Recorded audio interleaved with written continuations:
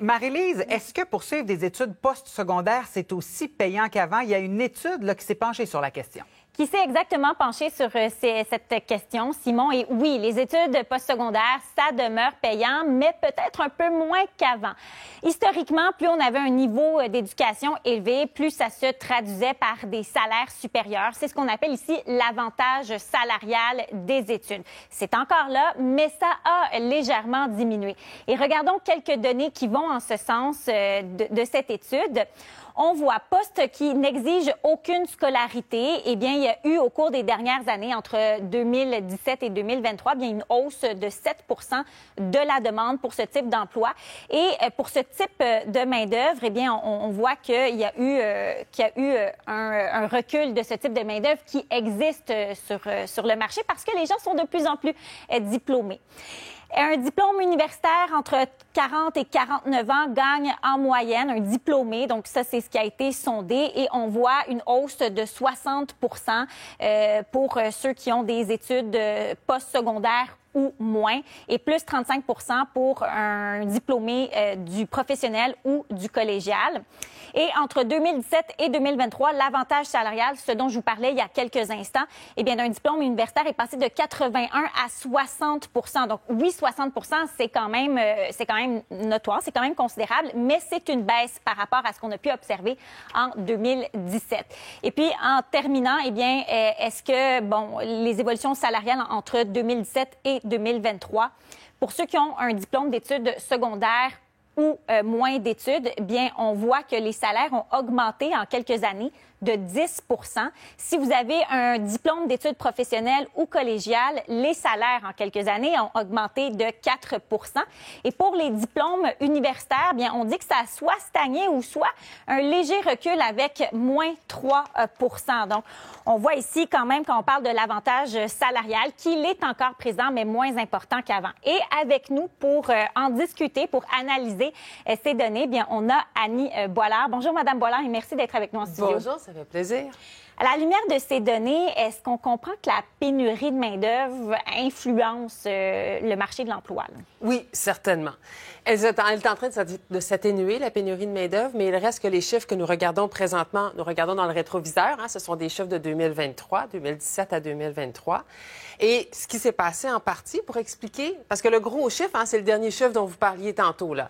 La prime scolaire, elle a diminué de 80 à 61 Donc, ça vaut la peine d'étudier, mais ça vaut moins la peine qu'avant. Et pourquoi? Bien, c'est en partie parce que, à cause de la pénurie de main-d'œuvre, il y a des postes qui étaient occupés par des gens qui n'avaient pas de diplomation, mais qui habituellement requièrent une diplomation. Donc, ces gens-là, leur salaire a été poussé vers le haut par rapport à ça.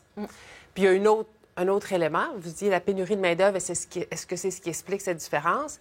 Mais il y a aussi le fait que le salaire minimum a augmenté plus rapidement que la moyenne des salaires dans la période qui est étudiée, le 2017-2023. Puis rappelons-nous qu'on a plus de 50 des travailleurs qui travaillent au salaire minimum qui ont soit pas de diplôme secondaire ou un diplôme d'études secondaires, secondaire 5. Donc, quand le salaire minimum monte rapidement, plus rapidement que la moyenne des autres salaires, c'est comme si ces employés-là, leur salaire prend l'ascenseur. Pouf! Ils montent, donc là, automatiquement, ils se retrouvent avec une augmentation plus grande que le reste de la moyenne. Et qu'est-ce que ça veut dire comme société, de manière plus générale, qu'on s'est retrouvé avec ce marché-là pendant quelques années? Là, je parle au passé parce que vous avez dit le rétroviseur. Oui. Alors, ce que ça nous dit, d'abord, on a tout de suite une pensée pour la persévérance scolaire parce qu'on se dit, est-ce qu'on promouvoit les bons messages? D'un côté, ce sont des faits. La prime de scolarité, elle s'est diminuée dans les dernières années. Donc, pour notre société, est-ce que ça vaut encore la peine d'étudier? Tout dépend de la façon dont on regarde cette information. Certes, elle a diminué, mais c'est quand même 61 plus de rémunération globale pour les gens qui ont un diplôme universitaire. Ça nous parle aussi de notre société parce qu'il y a une nuance avec les hommes et les femmes.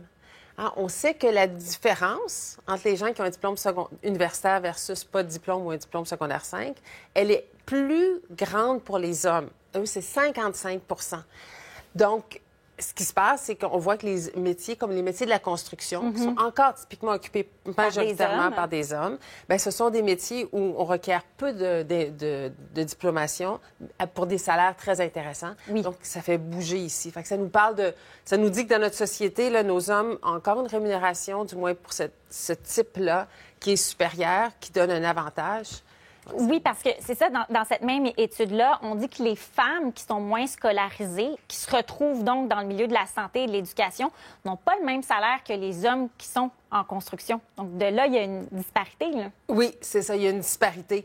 Puis ça a été accentué par les programmes gouvernementaux, parce que comme on a créé des programmes à la fois pour la santé, qui a accru le nombre de personnes dans les domaines, à la fois pour la construction, bien, c'est comme si cet effet-là, il était exponentiel pour la période de temps étudiée.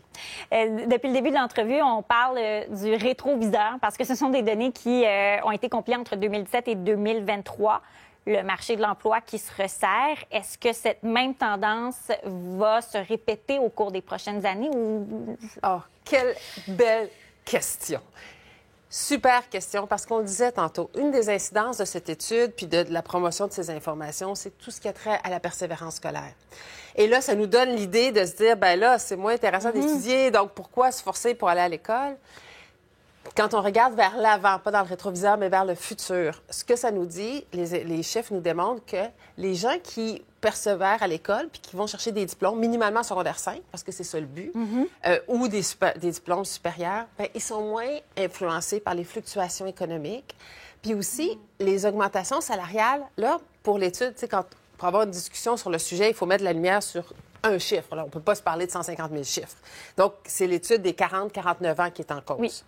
Mais quand on regarde, on éloigne un peu la caméra puis qu'on regarde les chiffres sur la durée totale d'une carrière, ce qu'on se rend compte, c'est que les gens qui ont une plus haute diplomation, bien, l'augmentation salariale, elle s'accroît tout le long de leur vie professionnelle.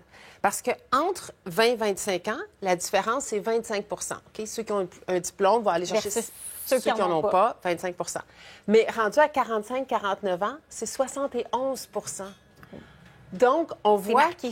La différence est beaucoup plus importante, là. C'est ça. Donc, on voit que, oui, il y a des grands constats qui sortent en se disant « Oups, ça vaut moins la peine d'étudier ».